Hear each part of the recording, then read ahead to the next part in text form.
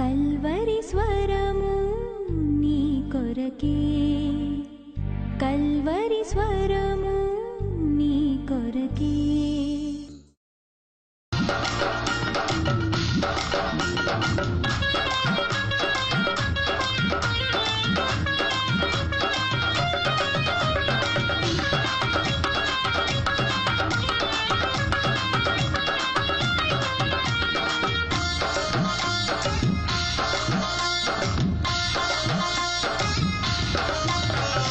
రాజులకు రాజువు,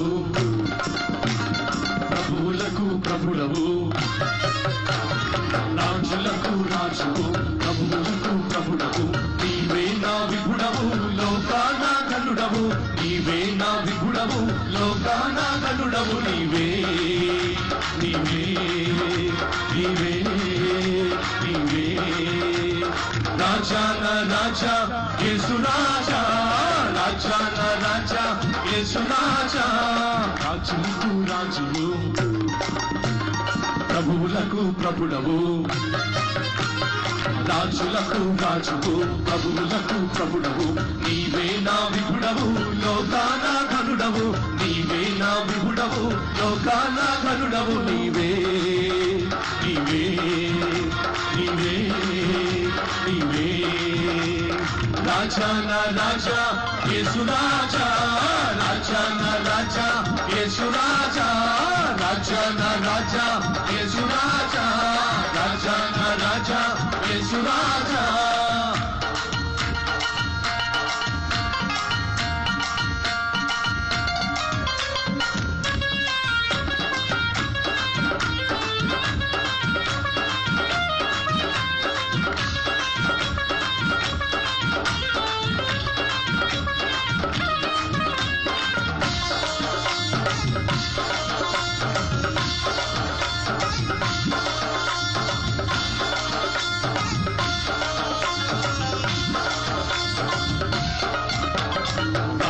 సరిరారు మరి నీకెవ్వరు లేరు, సరిపోరు మరి ఎవ్వరు, రారు సరిరారు మరి నీకెవ్వరు లేరు, సరిపోరు మరి ఎవ్వరు. సర్వ సృష్టికర్తవు, సర్వోన్నతుడవు, సర్వాధికారివి, సర్వాంతర్యామివి, సర్వ సృష్టికర్తవు, సర్వోన్నతుడవు, సర్వాధికారివి, సర్వాంతర్యామివి, నీవే నీవే నీవే నీవే రాజా నా రాజా యేసు రాజా, రాజా నా రాజా యేసు రాజా, రాజా నా రాజా యేసు రాజా, రాజా నా రాజా యేసు రాజా. రాజులకు రాజువు, ప్రభువులకు ప్రభుడవు, అందరం కలిసి రాజులకు రాజువు, ప్రభువులకు ప్రభుడవు, నీవే నా విభుడవు, లోకాన గనుడవు, నీవే నా విభుడవు, లోకాన గనుడవు.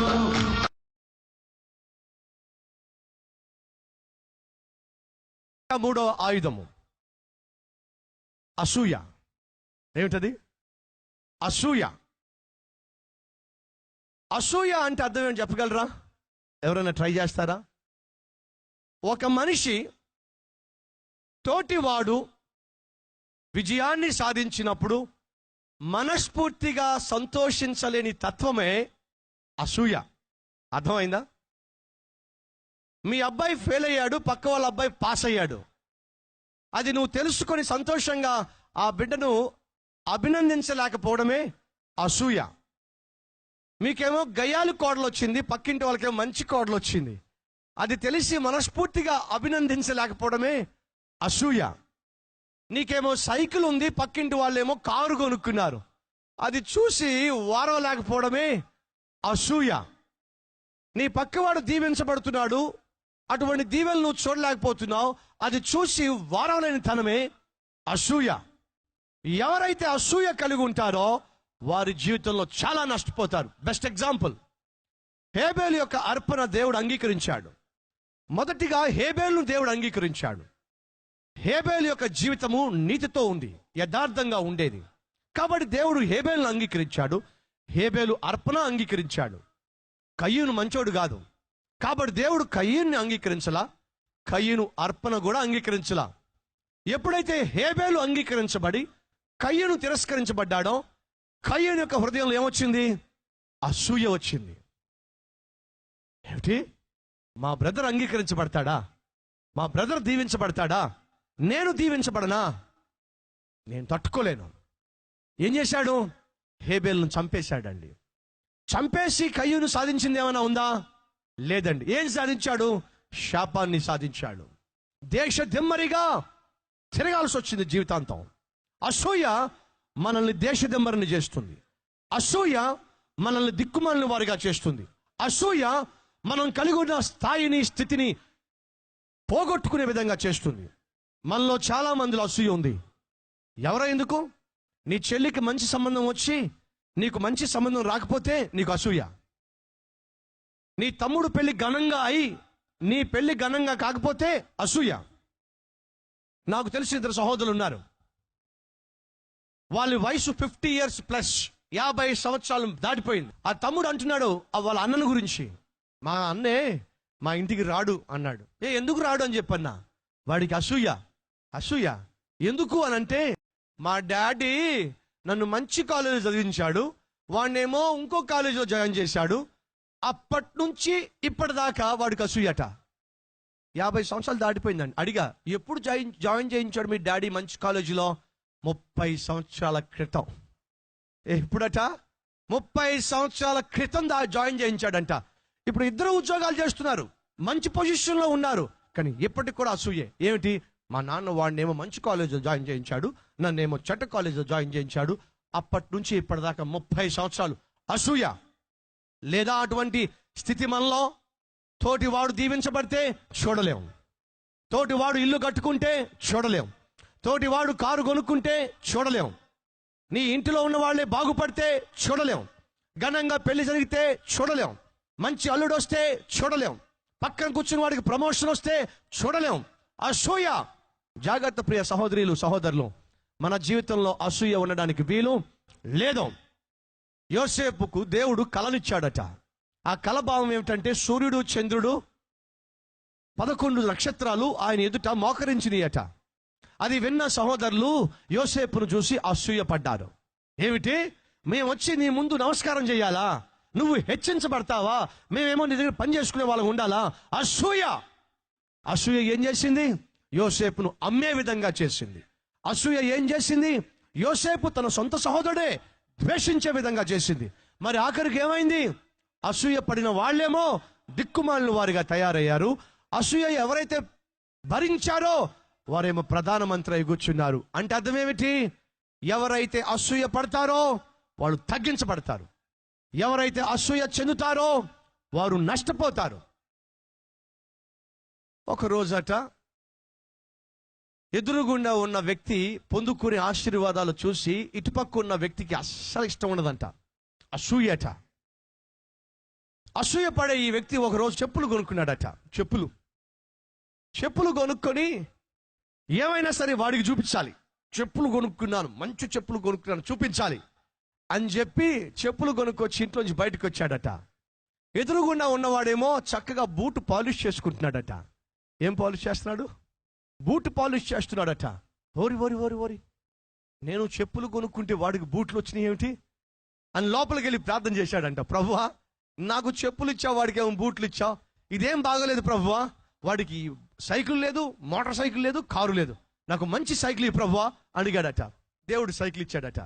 ఒరే బెదరో, నాకు సైకిల్ వచ్చిందిరా అని చెప్పి సైకిల్ చూపిద్దామని బయటకు వస్తే అటుపక్క వాడు చక్కగా స్కూటర్నో బైక్నో చక్కగా తుడుచుకుంటున్నాడట. ఇదేంటి ప్రభువా, నాకేమో సైకిల్ ఇచ్చావు, వాడికేమో బైక్ ఇచ్చావేమిటి అని చెప్పి, నాకు కూడా బైక్ ఇవ్వు ప్రభువా అని చెప్పి అడిగితే దేవుడు కనికరించి బైక్ ఇచ్చాడట. ఒరే బ్రదరో, నాకు బైక్ వచ్చి అని చూపిద్దామని బయటకు వస్తే వాడు చక్కగా భార్య పిల్లలతో కారులో వెళ్తున్నాడట. ఇదేమిటి, నేను బైక్ కొనుక్కుంటే వారికి కారు వచ్చింది ఏమిటి? చెప్పులు కొనుక్కుంటే బూట్లు వచ్చినాయి, సైకిల్ కొనుక్కుంటే బైక్ వచ్చింది, బైక్ కొనుక్కుంటే కారు వచ్చింది, నేను ఏది పొందుకుంటే వాడికి 2 వస్తున్నాయి. ఇదేం బతుకు, పాపిష్టి బతుకు. ఇంట్లోకి వెళ్ళి మోకాల మీద పడి, ప్రభువా, చెప్పులు అడిగాను, వాడికి బూట్లు ఇచ్చావు, సైకిల్ అడిగాను, వాడికి బైక్ ఇచ్చావు, బైక్ అడిగాను, వాడి కారు ఇచ్చావు. ఆలోచన చేసి, అయినా కానీ ప్రభువా నాకు 2 కళ్ళు ఇచ్చావు, 2 కళ్ళు అవసరం అంటావా ప్రభువా? నాకు 2 కళ్ళు అవసరం అంటావా ప్రభువా? ఒక కన్ను తీసేసే ప్రభువా. ఎందుకు వచ్చింది ప్రభువా నాకు 2 కళ్ళు? ఒక కన్ను సరిపోతుంది ప్రభువా, కన్ను తీసే ప్రభువా అని అంటే దేవుడు వెంటనే కన్ను తీసేశాడు. చూసుకున్నాడు, కనపట్టలా. ప్రభువా ఎంత అద్భుతంగా నా కన్ను తీసేసావు ప్రభువా అని చెప్పి పరుగున బయటకు వచ్చాడు. వాడి ఉద్దేశం ఏమిటి? ఎదురుగుండా ఉన్నవాడికి 2 కళ్ళు పోవాలి. వాడు చక్కగా బయట కుర్చీ వేసుకుని పేపర్ చదువుకుంటా ఉన్నాడు. ప్రభువా వాడికి 2 కళ్ళు పోలేదా ప్రభువా? అసూయ ఎంతకైనా తెగిస్తుంది. అసూయ నిన్ను దిగజార్చి వేస్తుంది. సహోదరి సహోదరా, అసూయ చెందమాకు. ఎదుటివాడు దీవించబడుతున్నప్పుడు అసూయ పడమాకు. ప్రభువా వారిని దీవించినందుకు వందనాలు ప్రభువా, వారిని ఆశీర్వదించినందుకు వందనాలు ప్రభువా అని మనస్ఫూర్తిగా ప్రభువుని స్తుతించే హృదయాన్ని కోరుకో. ఎవరు అసూయ కలిగి ఉంటారో వారే నష్టపోతారు, నాశనం అయిపోతారు. ఇది మనలో ఉండడానికి వీల్లేదో. 4వ ప్రమాదకరమైన ఆయుధాన్ని మీతో పంచుకుంటున్నా. దేవుడు ఏదోను తోటను సృష్టించాడు. ఏదోను తోటలో వారికి కావలసిన పండ్లన్నీ ఇచ్చాడు. ఆ పండ్లన్నీ తినమన్నాడు. 99 పండ్లు తినమన్నాడు. ఒక్క పండు జోలికి వెళ్ళొద్దన్నాడు. ఆ పండు మీరు ముట్టుకోవద్దన్నాడు. ఆ పండు మీరు తినొద్దన్నాడు. ఎన్ని పండ్లు ఇచ్చాడు? 99 పండ్లు ఇచ్చాడు. ఎన్ని పండ్లు తినొద్దన్నాడు? ఒక పండే తినొద్దన్నాడు. అంతే కదా? జాగ్రత్తగా వినాలి. ఈ ప్రపంచంలో మొట్టమొదటిసారిగా ఈ భూమి మీదకు పాపము రావడానికి సైతాను వాడిన అతి భయంకరమైన ప్రమాదకరమైన ఆయుధము మీతో పంచుకుంటున్నా. అన్ని పండ్లు తినండి, ఒక పండు జోలికి వెళ్ళకండి. అన్ని పండ్లు తినడం పక్కన పెట్టి ఈ అవ్వగారు అదే చెట్టు చుట్టూ ప్రదక్షిణలు చేస్తుంది. ఏమిటి? అన్ని పండ్లు తినమన్నాడు, ఈ పండు ఎందుకు తినొద్దన్నాడు? నాకు ఆ పండే కావాలి. అరే నీకు 99 పండ్లు ఉన్నాయి కదమ్మా, తిను. కుదరదు, నాకు ఆ పండే కావాలి. కొంతమందికి భలే మంకు పట్టు కదా, నాకు ఆ చీరే కావాలి, ఆ 3000 చీరే కావాలి, నాకు పక్కింటి వాళ్ళకున్న ఫ్రిడ్జే కావాలి, వారు కొన్న టీవీయే కావాలి. కంపెనీ మారకూడదు, సైజు తగ్గకూడదు, అదే కావాలి. మన స్థితి ఏమిటి? మన బ్రతుకేమిటి? మనకు వచ్చే శాలరీ ఎంత? నాకు అవసరము లేదు, నాకు అదే కావాలి. ఏమిటి అవ్వగారుకున్న మాయరోగం? అసంతృప్తి. ఏమిటి? అసంతృప్తి. తృప్తి లేని జీవితం. 99 పండ్లు ఇచ్చి ఒక్క పండు తినొద్దంటే ప్రశాంతంగా బ్రతకచ్చు కదా. ఆహా, ఈ 99 పండ్లు నాకు వద్దు, ఆ ఒక్క పండే కావాలి. ఎందుకని? అసంతృప్తి. బైబిల్ సెలవిస్తుంది, మనసు అడియాశలు కలిగి తిరుగులాడుట కన్నా కళ్ళ ముందు ఉన్న దాన్ని అనుభవించుట మేలో. సహోదరిలో, ఈరోజు మీ ఇళ్లలో గొడవలు కావడానికి కారణము అసంతృప్తి. సహోదరులో, మీ ఇంట్లో కొట్లాటలకు కారణము అసంతృప్తి. వాడెవడో బైక్ తెచ్చాడంటావు అత్తగారి ఇంటికాడ నుంచి, నువ్వు నీ భార్యను చావగొడతావు. పో పట్టురా బైక్. ఎవరో కారు తెచ్చారంట అత్తగారి నుంచి, నువ్వు పద కారు పట్టుకురా. నేనేమంటాడంటే, నీకేమైనా దమ్ము ఉంటే నువ్వు సంపాదించి బైక్ కొనుక్కోవయ్యా. నీకేమైనా దమ్ము ఉంటే నువ్వు సంపాదించి కారు కొనుక్కో. ఎంతసేపు మీ మామకు పడి ఏడుస్తావేటి నువ్వు?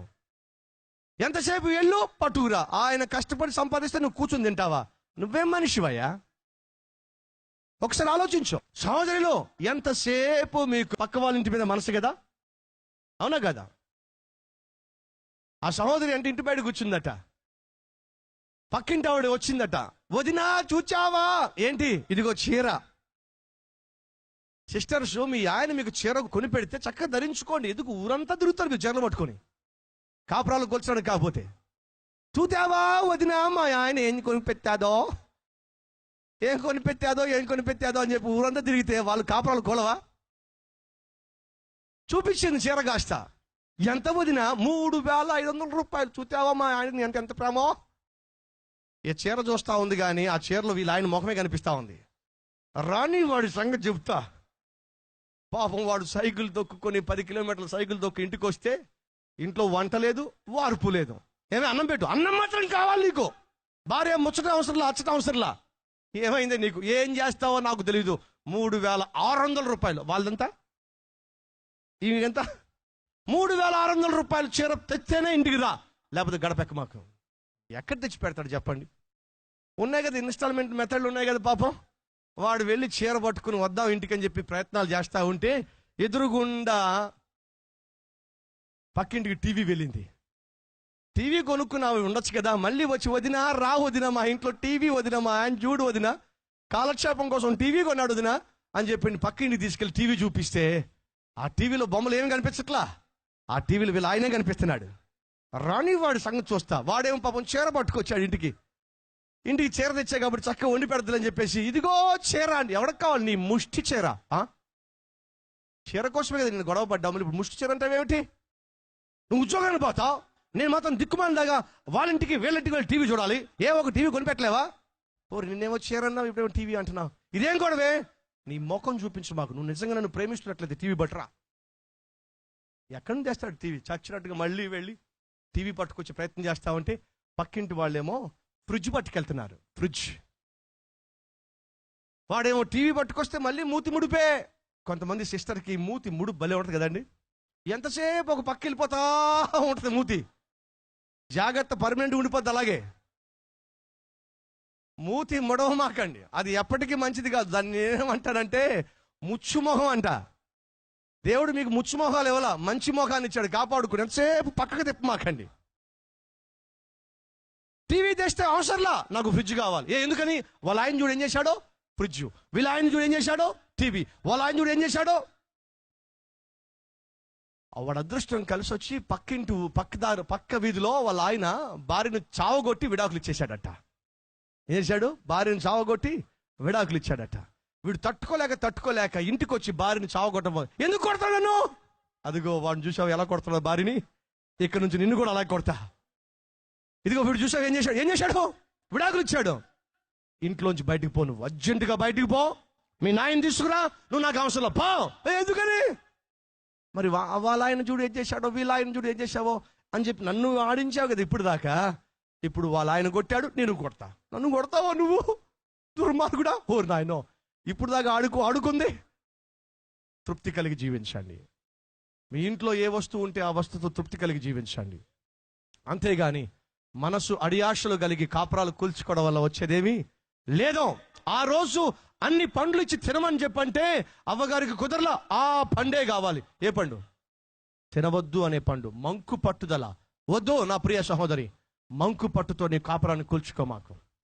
నీ భర్త ఎంత సంపాదిస్తున్నాడో గమనించు. ఆ సంపాదకు తగినటువంటి జీవితాన్ని జీవించు, తృప్తిగా జీవించు. సహోదరా, అక్రమముగా సంపాదించవద్దు, అక్రమంగా సంపాదించే ప్రయత్నం చేయొద్దు. నీ పక్కవాడు బిల్డింగ్ కట్టాడని, నీ పక్కవాడు కారు కొన్నాడని, నీ పక్కవాడు తన కొడుకుని అమెరికా పంపించాడని నేను కూడా అలాగే చేయాలి అని చెప్పి అక్రమంగా జీవించు మాకు.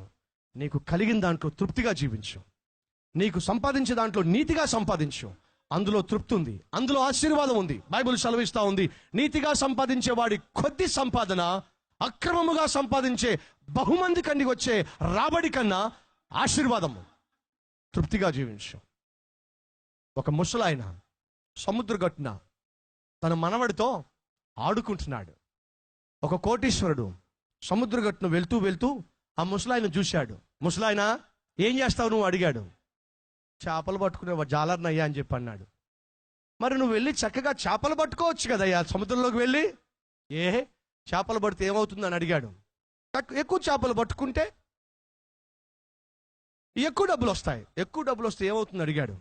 పెద్ద పెద్ద వలలు కొనుక్కోవచ్చు, అయితే ఏమవుతుందని అడిగాడు. పెద్ద పెద్ద చేపలు పడితే, పెద్ద పెద్ద చేపలు అమ్మితే పెద్ద పెద్ద పడవలు కొనుక్కోవచ్చు. ఓకే, పెద్ద పెద్ద పడవలు కొంటే ఏమవుతుంది?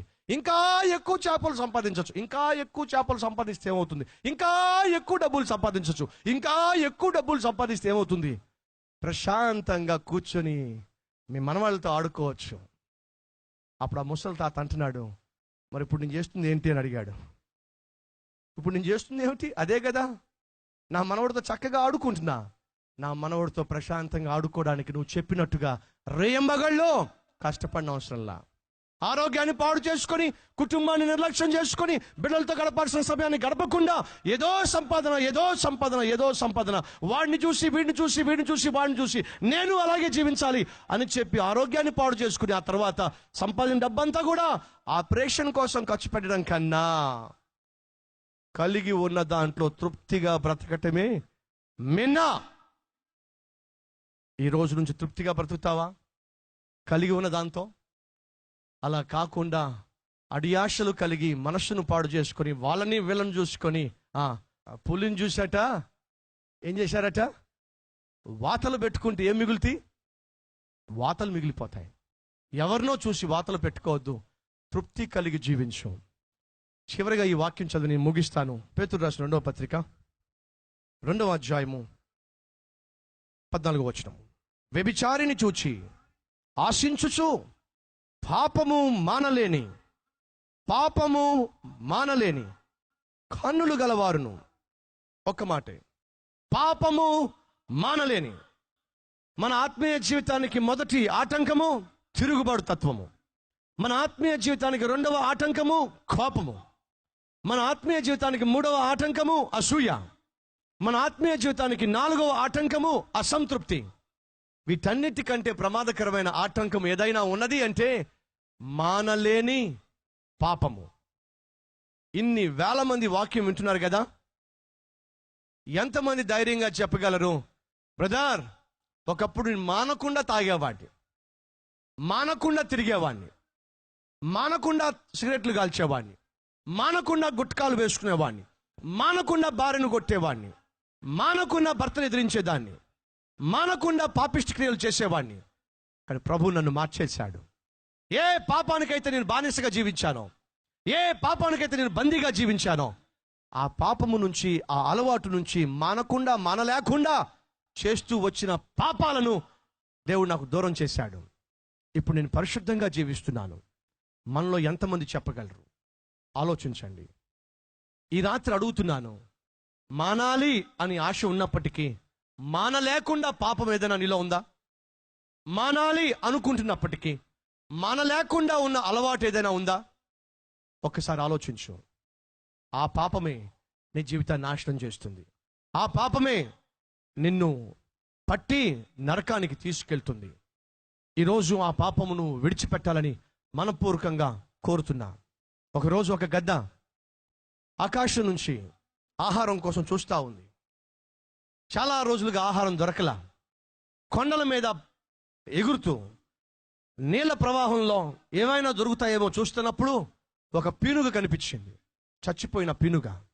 అమాంతంగా ఆ గద్ద వచ్చి ఆ పీనుగ మీద వాలింది.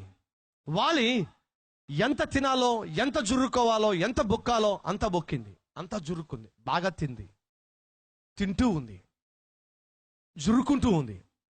ఆ కొండల పైన ఉన్న సెలయేర్లు ఒక చోట అమాంతంగా లోయలో పడిపోతున్నాయి. అలా లోయలో పడిపోతున్నప్పుడు ఆ గద్ద అనుకుంది, నేను ఒకవేళ ఈ పీనుగును అలాగే తింటూ మానకుండా తింటూ ఉంటే ఆ పీనుగుతో పాటు నేను కూడా అమాంతంగా లోయలో పడిపోతా అని చెప్పి, ఏమైనా సరే ఈ పీనుగుని ఇప్పుడు నేను విడిచిపెట్టాలి అని మరలా చూస్తే ఇంకొంచెం దూరంలో ఉంది ఆ లోయ. ఇంకొంచెం జురుకుందాం, మళ్ళీ దొరుకుతుందో దొరకదో ఈ పీనుగా అని చెప్పి మానకుండా మరలా తినడం మొదలుపెట్టింది. అమాంతంగా లోయలో పడిపోయే ఆ సెలయేర్లు దగ్గర అవడం చూసింది ఈ గద్ద. అమ్మో, ఒకవేళ ఈ పీనుగు నేను విడిచిపెట్టకపోతే, తినడం మానకపోతే, జుర్రుకోవడం మానకపోతే, బొక్కటం మానకపోతే నేను పీనుగులా మారిపోతా అని చెప్పి అమాంతంగా ఆ గద్ద లేవాలి ప్రయత్నం చేసింది. తేలిగ్గా ఉన్నప్పుడు వచ్చి ఆ పీనుగు మీద వాలింది, బాగా తింది, బరువు పెరిగింది. ఆ బరువు పెరిగినప్పుడు కాళ్ళు కాస్త ఆ పీనుగ పేగుల్లో చిక్కుకుపోయినాయి. లేవాలి, లేవలేకపోతుంది. బ్రతకాలి, బ్రతకలేకపోతుంది. ప్రయత్నిస్తుంది, బయటికి మాత్రం రాలేకపోతుంది. ప్రయత్నించింది, కుదరలా. ఆ పీనుగును విడిచిపెట్టాలి అనుకుంది, కానీ ఆ పీనుగు దానిని పట్టుకుంది అనే సత్యం మర్చిపోయింది. పీనుగులోంచి బయటపడాలి అనుకుంటుంది, కానీ పీనుగు మాత్రం దాన్ని బయట పడకుండా బంధించేసింది. ప్రయత్నం చేసి చేసి చేసి అమాంతంగా ఆ లోయలో ఆ పీనుగుతో పాటు ఆ గద్ద కూడా చచ్చిపోయింది. సహోదరుడా, సహోదరి, ఏ పాపమైతే మానకుండా చేస్తున్నావో, ఏ పాపానికైతే నువ్వు బందీవైపోయి ఇరుక్కునిపోయి కట్టబడి ఉన్నావో, అదే పాపము నువ్వు విడిచిపెట్టకుండా ఈ రాత్రి ఇక్కడి నుంచి వెళ్ళినట్లయితే త్వరలో నిన్ను నాశనం చేయబోతుంది. త్వరలో నీకు కుదరని రోగాన్ని ఆ పాపము ఇవ్వబోతుంది. త్వరలో నీ కుటుంబాన్ని, నువ్వు చేస్తున్న పాపమే, నీవు కలిగి ఉన్న మానకుండా చేస్తున్న ఆ నీచమైన కార్యమే నిన్ను, నీ కుటుంబాన్ని విచ్ఛిన్నం చేయబోతుంది. గద్ద అనుకుంది బయటపడదాంలే అని చెప్పి, కుదరలా. ఎందుకని? మానకుండా జుర్రుకుంది కాబట్టి. ఏ పాపమైతే మానకుండా చేస్తున్నావో ఆ పాపము నిన్ను త్వరలో నాశనం చేయకుండా ఉండాలి అంటే, ఆ పాపం నుంచి బయటపడాలి అంటే ఈరోజు ప్రభు యొక్క సహాయం కోరుకోవాలి. ప్రభువా, ఎంతో కాలంగా పాపం నుంచి బయటపడాలనుకున్నా, నా వల్ల కాలా, కానీ నీ వల్ల అవుతుంది నన్ను పరిశుద్ధపరచడం, నీ వల్ల అవుతుంది ఆ పాప బంధకాల నుంచి విడిపించడం.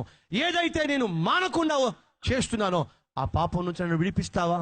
ఈరోజు మనస్ఫూర్తిగా నువ్వు ప్రార్థన చేస్తే నేను ప్రకటించే దేవుడు నిన్ను విడిపిస్తాడు, పరిశుద్ధునిగా చేస్తాడు, ఆయన కొరకు సాక్షిగా నిలబెట్టుకుంటాడు. కలిసి ప్రార్థన చేస్తావా? Let us pray. ప్రార్థన చేద్దాం. ప్రతి ఒక్కరు తలలో వచ్చండి. మహాపరిశుద్ధుడు అయిన ప్రేమ కలిగిన తండ్రి, ఎందరైతే ఈరోజు ఈ వాక్యం విని ఇతరులు దీవించబడుతూ ఉంటే, హెచ్చించబడుతూ ఉంటే, ఆశీర్వదించబడుతూ ఉంటే సంతోషించడం నాకు చేత కాదు. అసూయతో రగిలిపోతాను, వారి గురించి చెడుగా మాట్లాడతాను, వారి గురించి చెడు ప్రచారం చేస్తాను. అందువల్ల ఈరోజు అశాంతి, అసమాధానంతో రగిలిపోతున్నాను. ప్రభువా, నాలో ఉన్న అసూయ తొలగించు. ఎన్ని ఉన్నా ఇంకా కావాలి, ఎన్ని పొందుకున్నా ఇంకా పొందుకోవాలి అనే అసంతృప్తిని నా జీవితంలో, నా కుటుంబంలో, నా ఇంటిలో, నా ఉద్యోగంలో నాకు తృప్తి లేకుండా చేసింది. ప్రభువా, అసంతృప్తితో రగిలిపోతున్న నా జీవితాన్ని అయా తృప్తితో నింపు అని ఎవరైతే ప్రార్థన చేస్తున్నారో,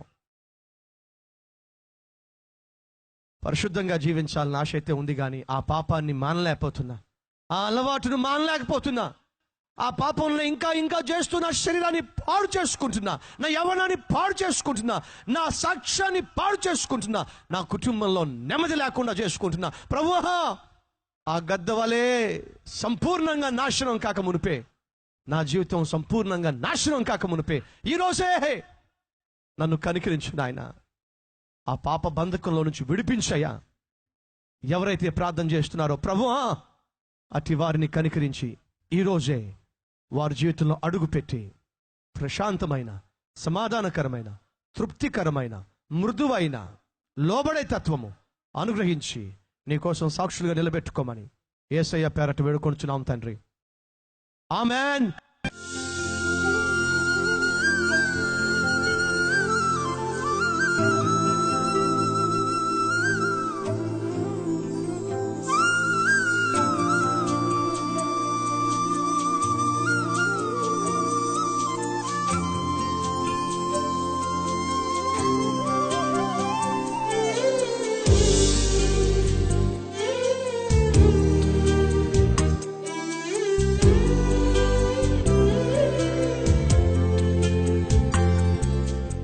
Address Calvary, Post Box number 30, Kukatpalli, Hyderabad 72.